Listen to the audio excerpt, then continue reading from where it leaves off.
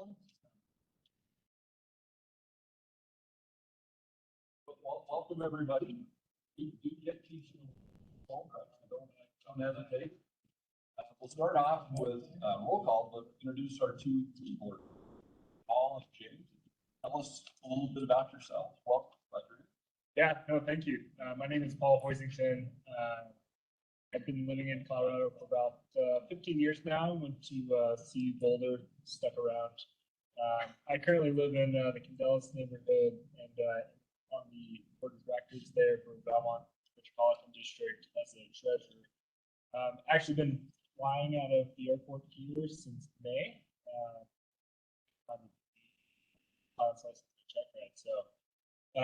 Other than that, I work in the tech industry, in the aviation software business, so kind of familiar with the overall aviation industry. Happy to be here, so thank you for all the welcome.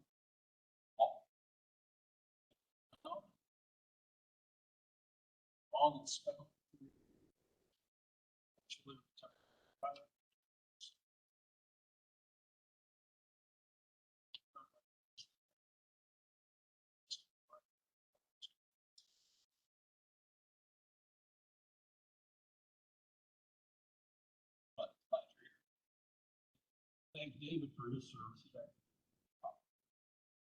Thanks, David. Appreciate it.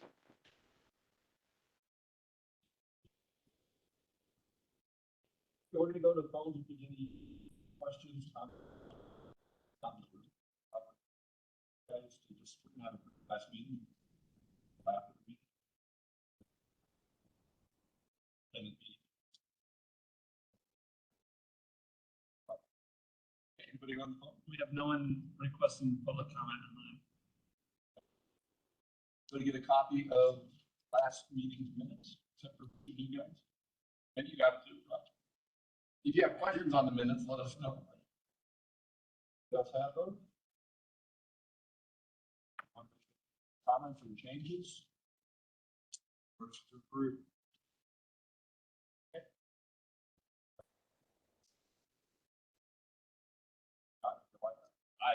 Aye. Any dissenters? Probably just Joe. He's a lawyer. He doesn't like it. Thank you.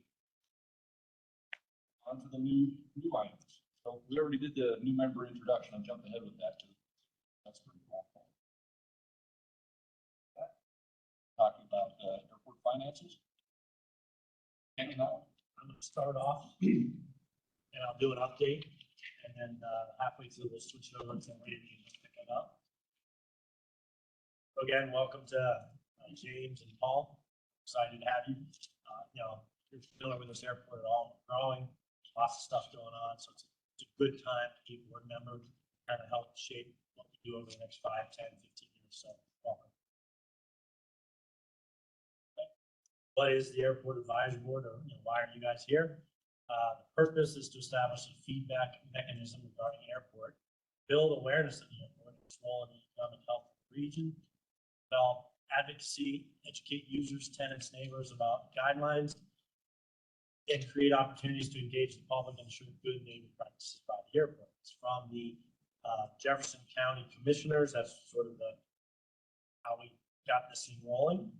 Your responsibilities as the board is you shall review and make recommendations regarding establishment of airport goals, development and adoption of airport master plans and relevant planning documents, major airport capital project schedules, design guidelines, ad hoc committee efforts. In addition, the advisory board will work as advocates of the airport. So for the two new members, we meet here. You guys work basically with me and Ben are the primary staff contacts, but ultimately Phil as the chair, Jansen is the co-chair. You report to the commissioners. So this is actually a board that reports to the commissioners, and we do that twice a year. We also have one coming up, I think, December 10th. I got my Rain Man calendar in my head. So they, we're the kind of the working class doing all the legwork at this point, and then we go up and we brief the commissioners about the big stuff. This is 12, so not completely. I knew it was in December. Pretty good. All right, next slide. Sorry, that was just for public people. Sign away. John, we'd like you to sign it though? Yeah. Brad, no, you don't.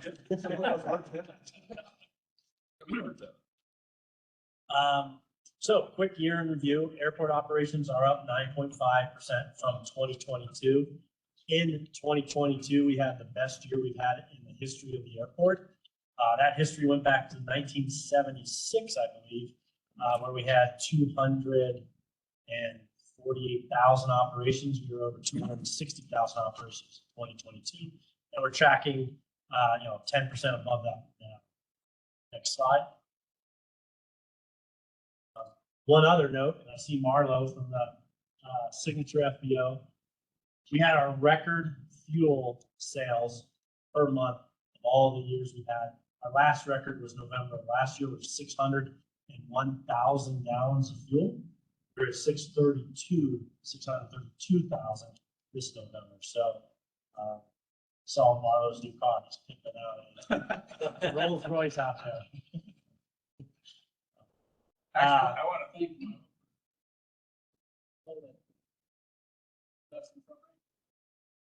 Excellent. So what are we doing here at the airport? Shelter is on track to completely build out their leasehold by the end of 2024, 2025. If you drive down Metro Ave, right there next to the Prino, which is kind of a famous hangar, you can see hangars C, D, and E, 60,000 square feet hangars. Signature, if you haven't gone to see it, they did an interior refit, 1.6 million, Marlon? Yeah, so so we have two fantastic FBOs at this airport that do a great job for us. We have new box hangars under construction along Charlie 2. Those will be, Mark, 60 by 60? Is that the 50 by 50? 60 by 50 and some of them are 56 by 50. Okay. So again, our push to kind of constantly build GA hangars and support that, because our waiting list, if any of you are on that list, is over 6 years long. 600, there he is, man in the middle. Yeah, sorry. It's over 600 people on our waiting list. And it's, it was 9 to 10 years. We've got that down to about 6 years now by purging some people who had cars and boats. But the demand here at this airport is extremely strong for hangars. Next slide, man. Okay, sadly, we lost ACAP. So ACAP had leased and actually had started paying rent on the land between Pilatus and our water tanks, approximately 21 acres. They pulled out, and ACAP was the American Corporate Aviation Partners.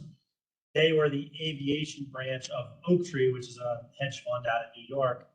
And Tom Bosco, an Army helicopter pilot, great guy, basically called me and said, I told him that, I got 5 $20 million deals in the works, and they go, it's too small, it's too long, so we're just gonna kill all the aviation department. You're fired, go away. We like $250 million deals. So they like to buy ports, they like to buy railroads and things like that. So ACAP is out.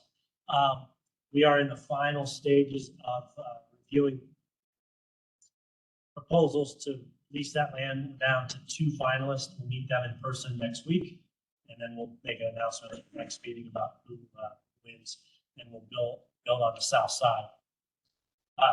If you guys have come down Highway 128, it is incredible how much machinery, dirt, and earth is being moved. That's all about moving sims. So if you look at that picture in the upper right-hand corner, old sims. Ben, can you use your cursor on the old sims? Is that one? It's hoping so. Okay. Old sim is way up to the right corner of that picture. There you go. But that's new sims. Oh, yeah, there you go. That's old. He is my designer. He's new here. Yeah. So old sims is technically closed, but people are going around the detour sign. It will be closed eventually, officially. They're actually going to bulldoze it up. And what we're doing is they're pushing sims south and west to that new lineup. Ben, if you want to use that. And what that allows us to do is has access to over 170 acres of aviation land to develop for hangars and FBOs and corporate GA, whatever. If you look south of that road, those red outlines are parcels that have either been sold or are in the works to sell because it's not suitable for aviation. So we've closed one $5 million deal this year. In the beginning of 2024, we're very close to probably closing two more. One of them's quite large. One of them's a 100-acre site. So that'll bring in the airport about $20 million to the airport. So that'll allow us to really help develop that south side, give us the funds that we don't have to do bonds or go out for loans. We can self-finance that stuff. So that's exciting. Taxiway Otis and Delta, the lower right-hand pattern or picture is because Sims is getting moved. We've timed it, which is a miracle that it happened this way. But the FAA has already paid for the design of that north-south runway that Ben's putting his cursor on, and it'll be funded to the amount of $9 million next year. So Sims Road gets moved this year, part of next year. That taxiway goes in, next year until basically probably until September it'll open. And we'll have full access to almost all that 170 acres starting next year. So what's the name of that next year? Otis Papa. The best part about that is when the FAA is sitting in my office, we're talking, and they call it taxiway Otis. That's an inside joke. Some people know. It's his call sign. Yeah, it's my call sign. So the fact that we're going to get that done at the exact same time as that road's being moved is, again, it's a miracle. Runway 321, do we have a picture of that one? Okay. Runway 2321, I went in front of the commissioners and we did 6 or 7, maybe even 9 months of this meeting with the airport advisory board, looking through it. Then we hired a consultant to kind of go a deep dive, look at safety operations, and then what the possibility to develop that. And so the commissioners gave me the permission. And what I told them is what I've told everybody on this board and everybody who's listened. Just because they told me I could close it, I'm not going out there with X's and closing it. It's a good runway. It's used not a lot, but it does get used. And as I'm now working through the developmental phase of finding somebody to develop over there and what we end up building, I'm not losing that time. I can do that while the runway's open. Whereas if they waited till it failed, and the reason we closed it is not because it's a good runway I want to develop, it was failing anyways. 35 years old runways usually last about 20 years. That'll allow me to work with developers and figure out a plan, get the contract in place, do all that while the airport maintains that runway to the best of its ability. And then eventually we'll close it. And it should be about the same time that it would fail anyway. But the difference is by saying, oh, I'm giving you permission to close it. Now I can go to the developer and say, hey, I can close this runway tomorrow if I need to. Let's talk and let's develop this thing. So that was a really important step in our future development here. Next slide. So we were awarded the Balkan Post Award for snow clearance at Large General Aviation Airport. That's pretty important. We've won it only twice in the history of this airport. It's nationwide, so it's against every GA airport in the country, to include military airports. So for us to win that is a pretty big deal. We're very proud of that. Again, bird land sales provide one-time income to the airport. I mentioned $5 million this year, and hopefully much larger ones next year. And then we do events here. One of the things we really do culturally is, when I came to this airport, a lot of attendants were like, I started flying here in the 70s and, Randy's kids in the 30s and we love this airport. So we want to keep that core soul of the airport, of how it is. And so we did the JAA fly-in, which was, I think, about 32 aircraft. We did the Rocky Mountain Car Show. We had over 500 cars here. We did the car show. We did the 5K run for the Angels.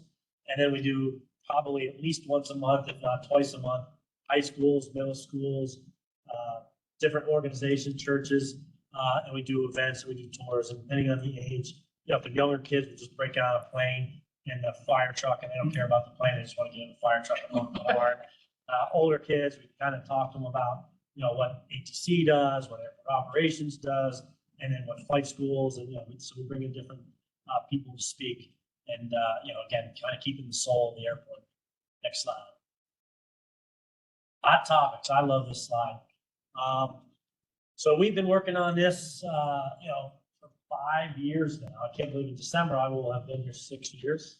I'm having fun. And in our first year, 2018, we worked with this group. Before it was actually called the advisory board, we called it the noise task force. We brought in industry specialists and said, hey, how can we be better neighbors? And we came up with the noise abatement sign and procedures on the left-hand side. And we've been following those ever since.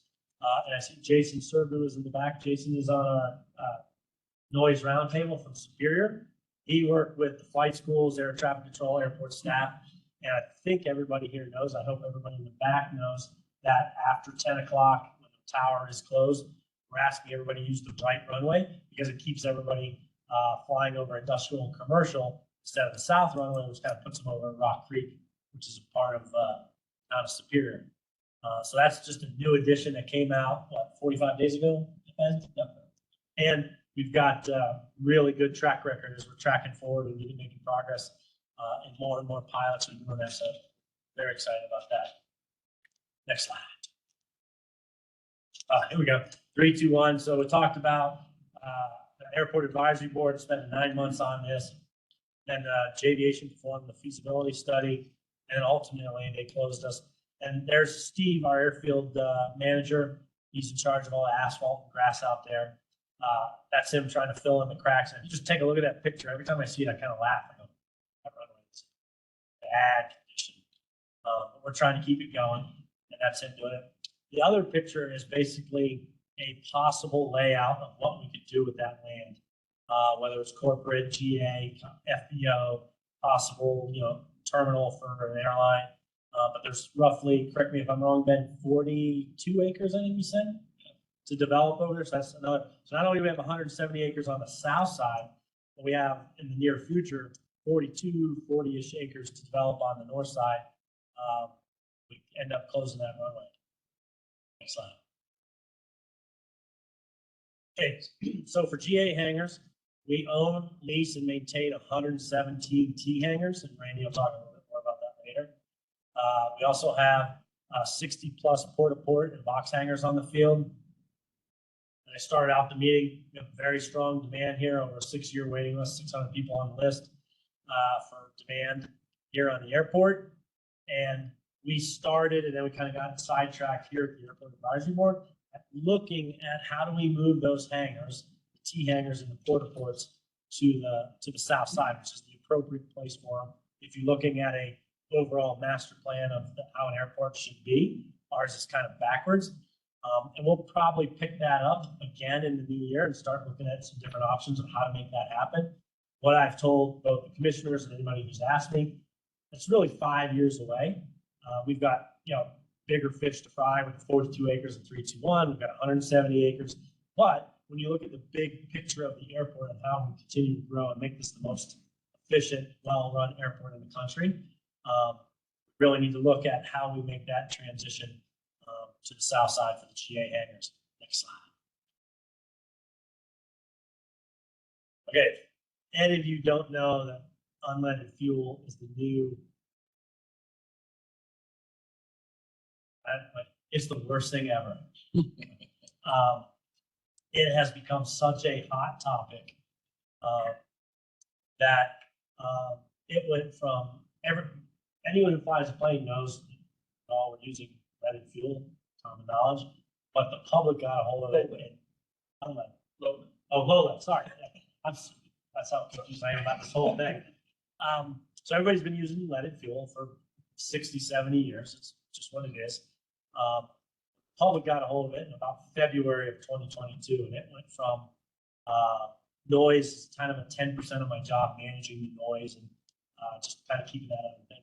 So now it takes 35 to 40% of my time. I was on 3 separate meetings on this alone today. So it's 3 hours of my day today, talking to the Attorney General on Monday about it. I mean, it is a huge topic. So the airport looked, and a lot of this information is coming in at lightning speed. I mean, it's just new information comes out every day.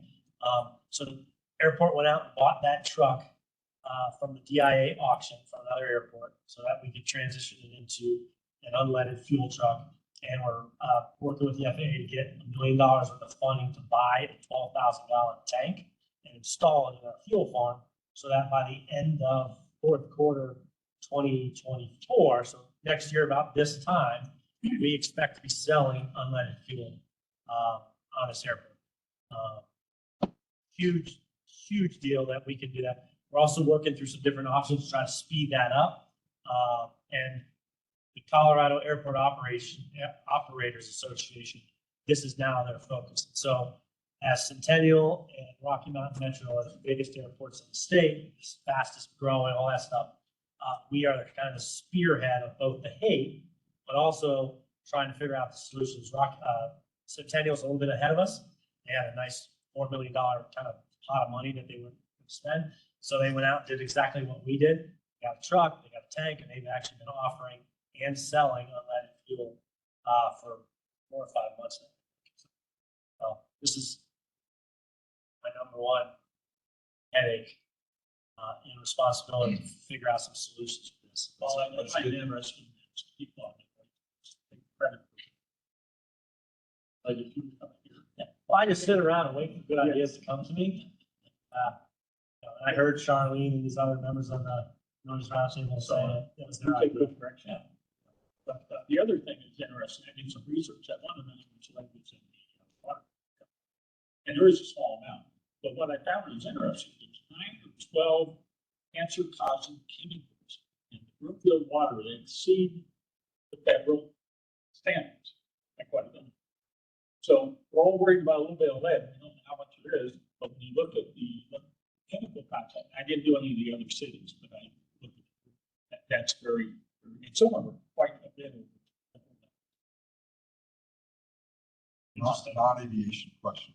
Are all the planes and engines able to take this 94 out now? Or is that No.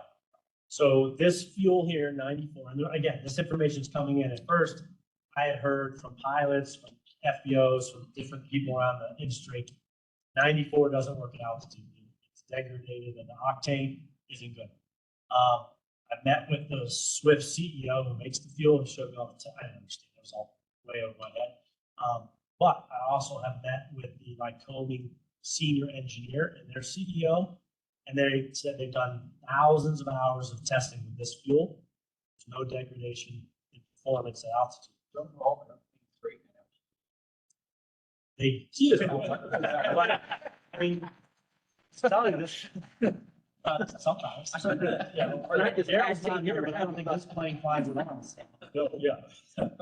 So it's like runway, right? Like your DA at 9,000 feet, but if you're in Florida and you're flying around at 3,000 feet, there's a difference. He's just busting your Yeah, job. I know. Last meeting. Last meeting. Dave, I got your number. So we need to come up with solutions. This is obviously my focus, coming up with those solutions and moving this forward as quickly as we can, because it is the hot ticket item in the area, and really probably nationwide. When we talk to other airport directors, we're all fighting this. Here's what I've told elected officials, from congressmen and state senators, the attorney general. We're a very well run, very financially secure airport.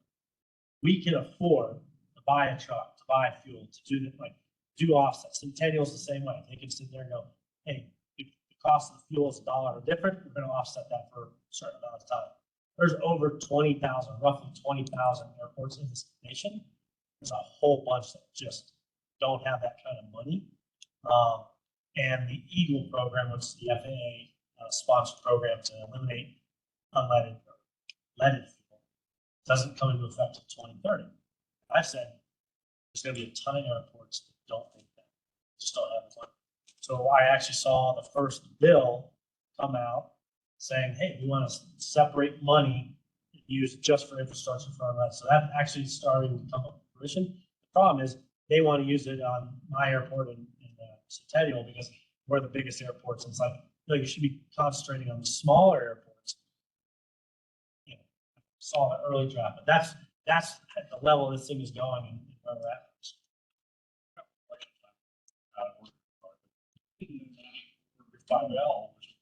Yes. I didn't know stuff worked very well in back. It does not. Yeah, so anything it's charge, or high compression, could have a problem. Yes. So we had to make a decision, right? And we went with after figuring out that 67% of the fleet make it, and that fuel is available. If I had a tank, I could get it delivered today. Talked to the that fuel guy, I talked to the Swift fuel guy, like they're ready to deliver it. We just don't have storage stuff. I mean, we were talking about totes, you know, all kinds of different options to make this happen. Right now it's $1.36 above. So we'll have to figure that out. Yes. So That's almost all. So the gammy is a.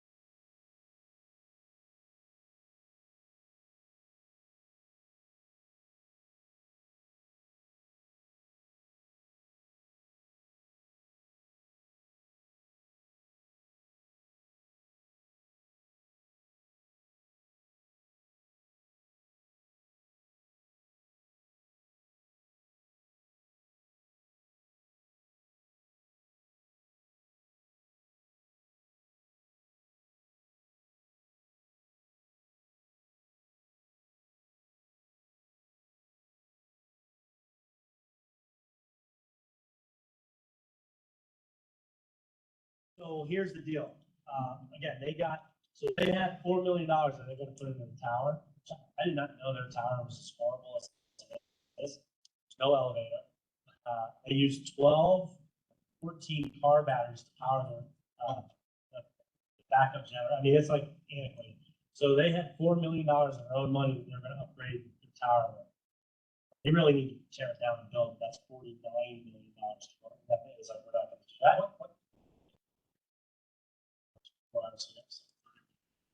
Let's say it was. Yeah. So they had a $4 million in the FAA said, well, hey, we got extra money at the end of the year. We'll just give you a grant for that tower upgrade. So they said, oh, we knew this $4 million. I don't spend. So they went out and did the conversion. They paid the SDCs. They did other things. We are looking at that. But again, we just bought a truck. We're buying a tank. I have to talk, my budget director's on here, so he would be like, no way, we're not doing it. Hate spending any money. That's his job. That's his job.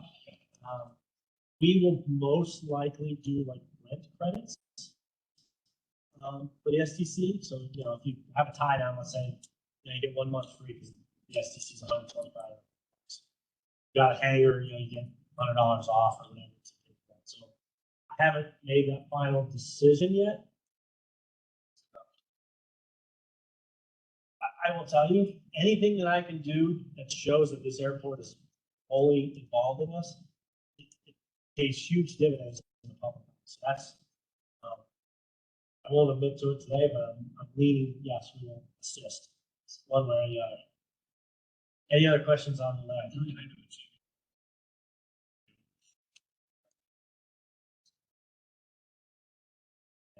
They said maintenance costs, spark plug changes, all that stuff, the maintenance times and stuff are way better than this.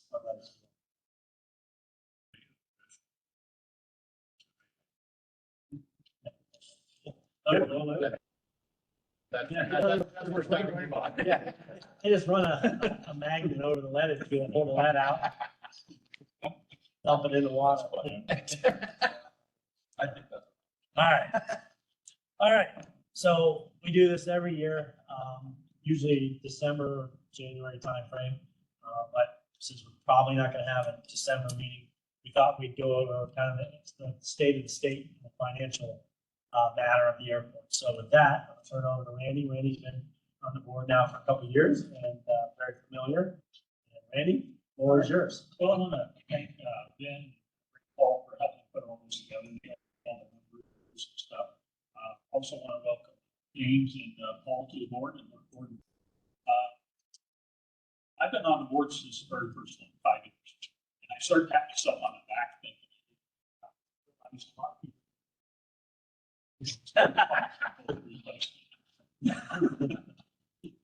So true. So, anyway, I've been on the board since the start. I asked you to bring up this sheet because this is the first year we've been in. And if you look at the cash we had, projection for, and I apologize, but for 2019, we're showing a big deficit. I went back and looked at the 3 years, 4 years above that. So, what cash flow is the actually, that corresponds with this one we showed on operations. Those best cash years came in these low operations. Then I went back and realized that the prior management of Burbs was selling land anytime they needed money. So we were operating have cash and flow through. So this is where Paul and his group started, and I think they've done a great job. And I told them I have a hard time saying this. But so next slide. This is the update budget for 2023, and this is based on 3/4 of actual, and the fourth quarter projected is 5.2 million. Projected operating budget for 2024 is 6.3. I don't know if Paul got a raise or what, but it's up. Wow. Picking up too Me and Marlo, man. And then the other thing we had this year is a sale, 4.9 million. Let's Paul talk a little bit about where that's going, because I think that's important.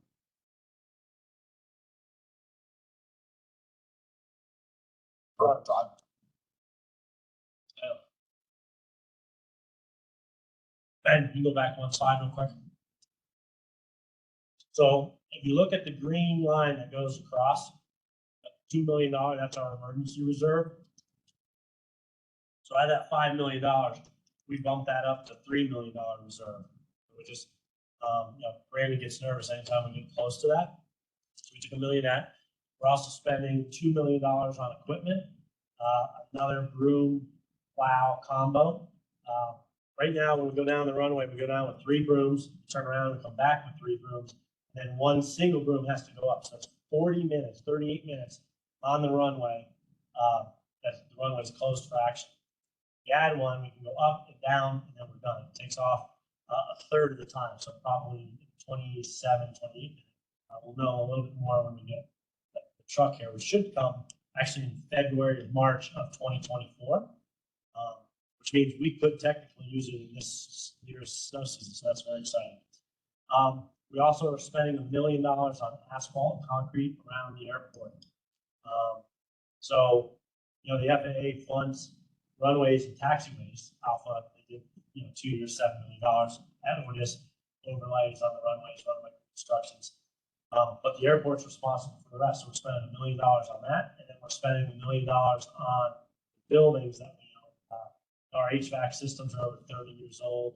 Our heating systems are, just all these, our roofs. I've already replaced 2 of them. We've got 2 more to replace. Almost $500,000 a piece. So you look at that, and that money goes quick.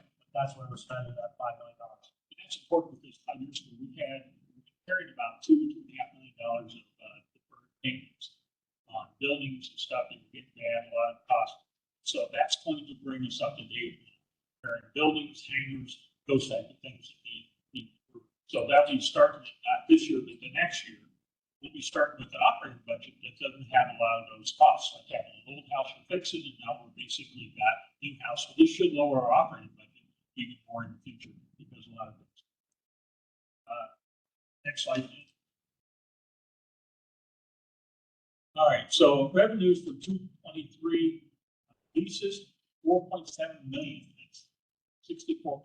That's leases on all the land, hangars, new flowage, 759,000, 10%. Long-term parking, it's interesting. The parking lot that was sitting there empty, WASS came in, generate about $276,000. Really good. The other airport revenue sources, 956,000. I forget, we talked about some buildings and some other stuff that we had income off of. And US Customs was the biggest chunk. US Customs, and we got excited when they were telling me this, but then our cost from US Customs is about the same.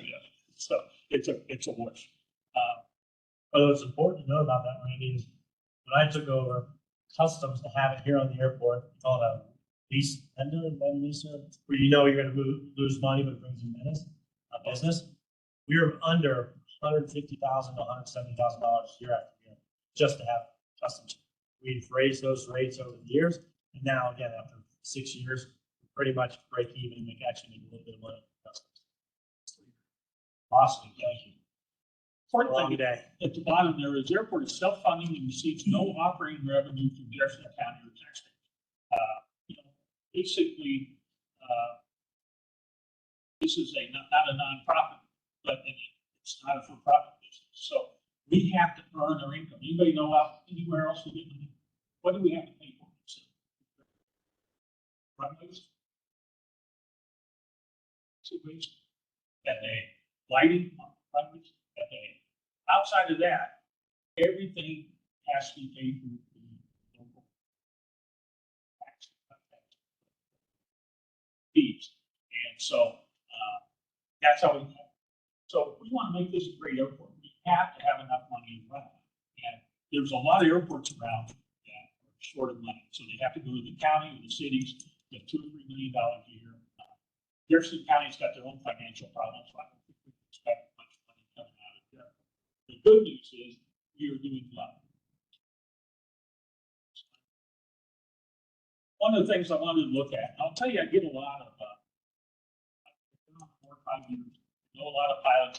My background is a general aviation pilot. I finished all my advanced ratings, late 80s in the VA. I've got slots in the Air Force, Navy training, but colorblind.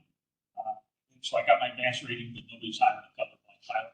So anyway, so I'm a general aviation guy. So we're looking at what the GA revenue is. It's about $521,000 on T hangars. Ports bring us in about $134,000. Now, T hangars are owned by the airport, so we get land lease and we get the lease on the hangars. It's a good deal, and it's been paid off for a long time. Buildings, that's the 2 buildings down here and some other buildings. We have $391,000. Tie downs, $89,000. We got a lot of tie downs. And then ground leases, $212,000. GA totals about $1.35 million. So if you go back and look at $5.6 million, GA brings in about 20% income. So you get a lot of questions with the pilots. I'm very active with a lot of pilots I know. I had a hangar, I owned a Piper Malibu up to about a year and a half ago. I quit flying because of health and age. But I get a lot of crap. Don't forget about general aviation. I think they're not telling me, they're telling Paul, but they don't want to say that directly. So that's what they bring in. Fuel revenues for GA, there was 100 low lift, 55,000, jet fuel about 36. I'm not sure how Brandon got to that number. You could figure out exactly. And tax, about 24,000 that we did off the tax on. So GA total revenue is about 1.5 million out of 6, so it's about 20%. Okay, next slide. Ask a question, Randy? The last slide, what's that? That's a big part. Sorry. In your contract, if you own a hangar, you pay, it says that after 30 years, we can. Some of us hard to plan on it. And so I've been very active with some of the other people, because there were some deals came up, and I said, Boulder got rid of that a long time ago.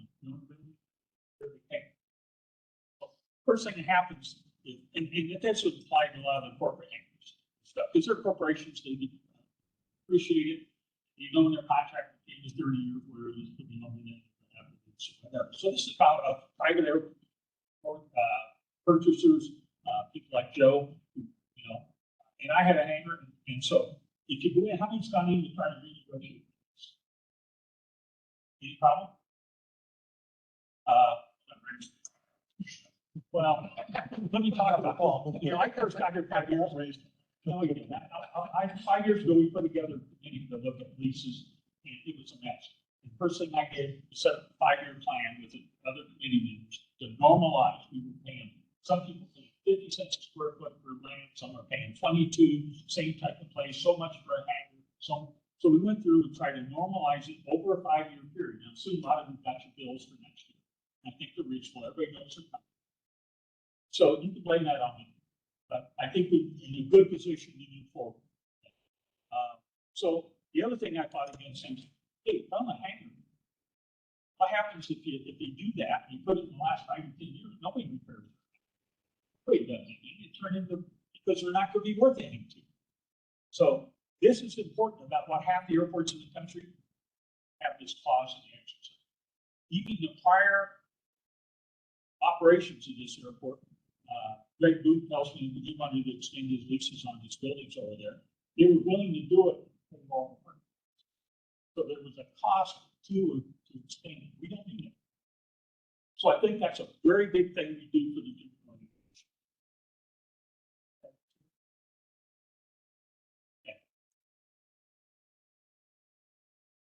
JSX, revenue through future development. JSX, 20 flights per day. We don't currently charge landing fees. I think it's in the contract starting to next year when we renegotiate 2 years into it. So landing fees should bring in about 370,000 on 20 flights a day. Passenger fees, 493. Entitlements, FAA. If we have more than 10,000 passengers, entitled to $1 million. We only had 9,000 last year. We just missed it. We will be over that this year. That doesn't mean to give you $1 million, to give you the right to ask for and get money for our projects and stuff up to $1 million. So this is actually what's different. So when Otis and Delta comes out, I have to beg for the money and have to fight for everybody. Right now, every airport in the country that's FAA sponsored, it's 150,000 entitlement. Here's 150, you can use it on whatever you want. It just goes in your bank. Once you go over 10,000, you get $1 million. So starting next year, instead of $150,000, you get $1 million.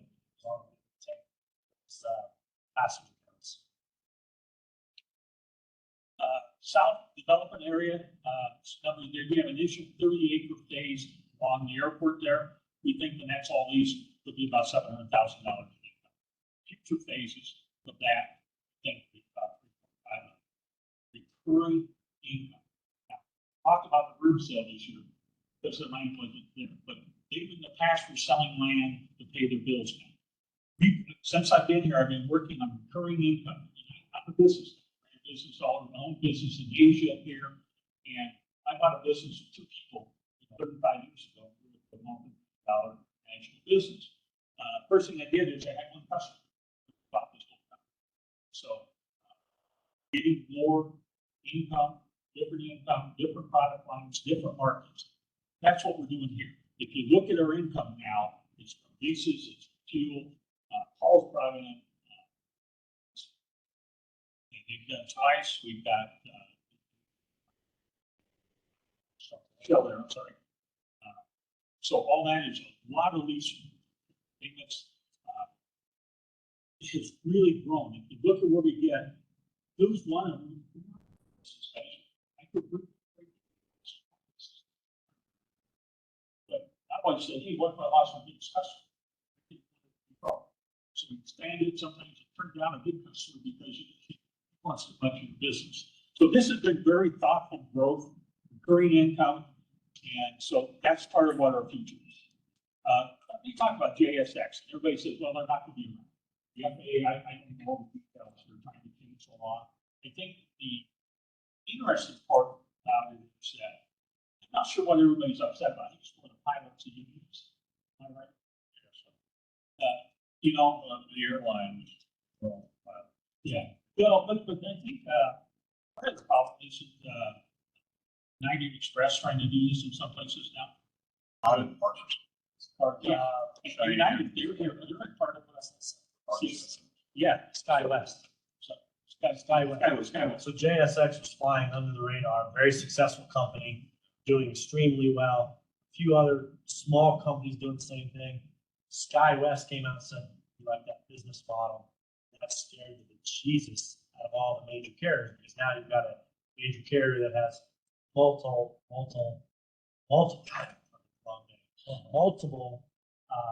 and locations. So SkyWest scared them. And that's when the opposition to the whole Part 380 switching to 6 flies under. And that's what the reauthorization bill is looking at right now. We get to DC now again. It's a big deal.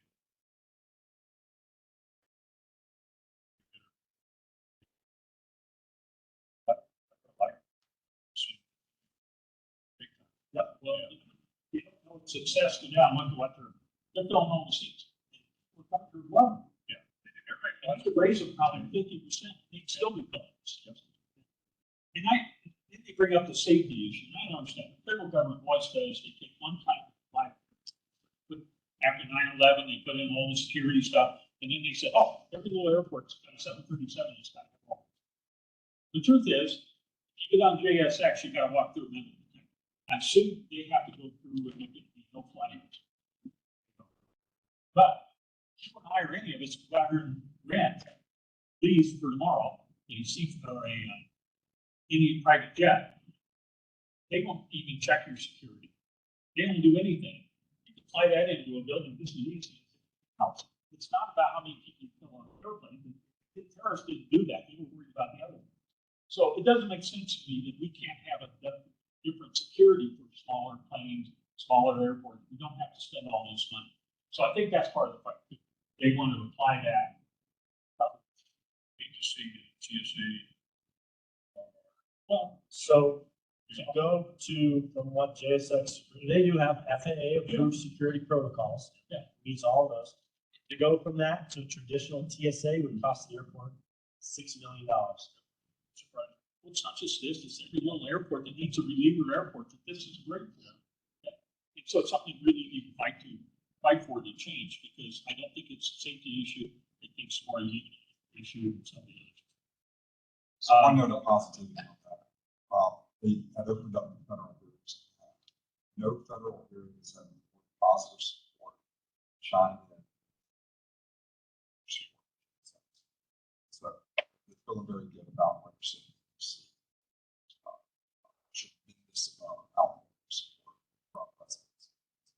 Like 77,000. Oh, wow, that's a record. That is really if you go on the next slide. Hey, keep that one up there for me. I get a picture of this, because this is where they pile all the snow right in front of my hangar. I request. That is proof right there. That's Photoshop, Joe. Don't believe what you see. That's the deal. So let me back up a little bit to JSX a second and talk about, that's future income. we sign a new contract. It's almost like giving them a tax break.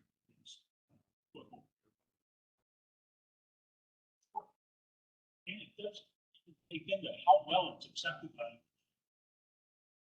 I'd love to have more of this type, so go places that want, I mean, you all know how difficult they have. So it's crazy. So, this is the future. We know this is going to grow. I kind of look at some of the New York airports authority. It's just small, really. It's Chester. That's World. That's no longer a general aviation report. Now, there's jets in there. Used to be. Yeah, excuse me. So what we did is I went back and said, hey, we run, I always ran performance. We run what happens if they pull out. So this year, they had 276,000, I believe, in parking, and we had fuel sales. They amounted to about $400,000 to $500,000 in revenue. So they said, well, they're going to pull out. If you look at our budget, look at what we're bringing in, it's a small amount. Now, we'd love to have them get up to 10,000. This is a huge deal for the airport to have this. If we get some other airport or airlines in here, it would be great. Next slide. After approximately general aviation administration, it costs us $3.7 million. Now, G&A in my business is different from what they are price tech business like this. So they have a lot of things in there that I break out. But equipment, $129,000. Building maintenance, about $351,000 a year. Airfield maintenance, about $14,000 others. So there's about $5.4 million in the operating budget next year. If you back up to the first slide, or second slide, can you do that? All the way back up. Yeah, no. There. Okay. So, projected operating budget for this year, $6.3 million. We had, I'm going to say 5.4 operating expenses. We have almost $1 million positive this year. You go back to the slide where we had a deficit, we were in trouble 5 years ago. That doesn't count some of the bird money that we're putting in. So we have a really strong future in runways, taxiways, our hangars, our buildings being fixed. This is a strong financial position.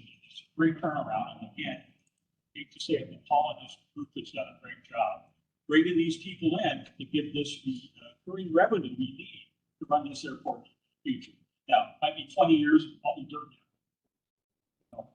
Somebody else will care.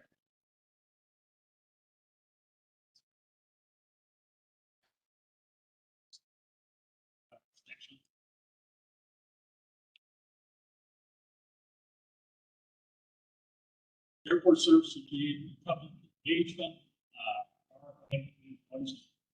Paul just talked today about some of the noise and lead. Their people, Dan and Paul, Brandon, right, they're spending a huge amount of time working on lead, noise, instead of the other things that we need to work on. But then leadership towards unleaded and fuel, coordination for future TA development opportunity, mutation of SIMS, and FAA grants for Lotus. Now, go back kind of where I started. Being a TA pilot, I get this all the time. They tell me, Paul, don't forget about TA. Well, TA doesn't mean all these other things we've done, does. And that's what's paying for TA. Be a great TA. I'm lucky to say this is probably the best PA airport in the country. And it can be, because we're going to have the money, we're going to be able to extend this with a recurring income. And you got Brandon, we won't let him spend any money.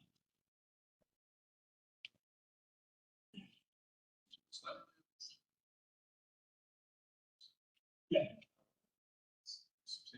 It is, but if you put that against the budget, if we didn't have all these other jump error plots, we were told before, so that's where our growth has come from. And that income is what allows us to spend money on it. Look at all the things we're doing with Group TA, by using this money. And I hope everybody will see it in the future now. I'm recommending that, to Paul, that we establish a new, board or committee on the board to study, hangar rims starting. Got it normalized, I think pretty good shape. Now, I should start this once upon a time, that's how it's very good start, but it's not going to be very good. They're going to go up, but hopefully they'll come up with some type of increase that will be tied to inflation. We are still below, anybody believe we're not below market rate? There is no market. This is a county airport. This is a. My mother always told me, don't fight the. But it's, my blood is boiling now. And all I've heard is all this money, $276,000 a year for parking. It's a ignorance on the whole. And it's 30–40%, and I know people are saying, $150 extra bucks. So that stinks. It's just annoying. So all of the comment is always, the GA's the little guy, you guys don't pay the bills on. Well, what do you cost for it? This is a county airport. I don't. So is us. I don't care. So is that. I don't care. Why do we supposed to subsidize the people here? If we were dying Wait on to get in? if we were dying on the vine and we had an ugly negative cash flow like it showed in 2017, and Paul stood up and said, guys, we're dying here. We gotta tighten our belts, we gotta crank up the end. That's fine, but what we're talking about is 20 minutes is how we're splitting the money. $1 million, I'm writing this down, $1 million. The operating cash flow here today. Paul is. How do you think we got there? Not by rate, why are we raising rent? I can't. Let's do that. Let's lower you. How was that? Did you like the lower? Glorious. So I would go back We to had slide, free parking or $276,000 in parking. My cipher in here came out to with 177 hangars. That's $88 a month for an hangar. I have one quick comment to what you're saying about the swimming money and stuff. What you have to remember is you keep falling back on the fact that it's the government, county airport, right? Being county or being government doesn't give you a right to run a business. It's still a business. This is still a business, and if we don't pay attention to the pennies, then we will be operating in a negative dollar. I got it.